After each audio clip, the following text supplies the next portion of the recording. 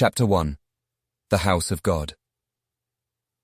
The book of Genesis tells us that Abraham was childless, without hope of children, and that one night God summoned him out of his tent and said to him, "Look now towards heaven, and count the stars if you are able to number them." And as Abraham gazed up at the stars, he heard the voice say, "So shall your seed be." Abraham's wife Sarah was then 76 years old, he being 85, and she gave him her handmaid Hagar, an Egyptian, that he might take her as his second wife.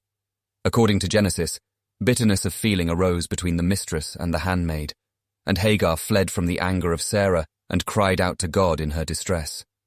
And he sent to her an angel with the message, "I will multiply your seed exceedingly, that it shall not be numbered for multitude." The angel also said to her, "Behold, you are with child, and shall bear a son, and shall name him Ishmael, because the Lord has heard your affliction." Then Hagar returned to Abraham and Sarah, and told them what the angel had said. And when the birth took place, Abraham named his son Ishmael, which means, "God shall hear." When the boy reached the age of 13, Abraham was in his 100th year, and Sarah was 90 years old. And God spoke again to Abraham and promised him that Sarah also should bear him a son, who must be called Isaac.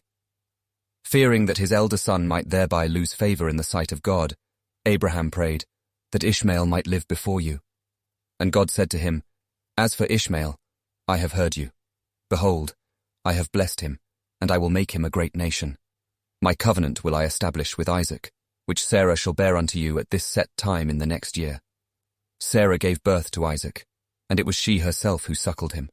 And when he was weaned, she told Abraham that Hagar and her son must no longer remain in their household. And Abraham was deeply grieved at this, on account of his love for Ishmael.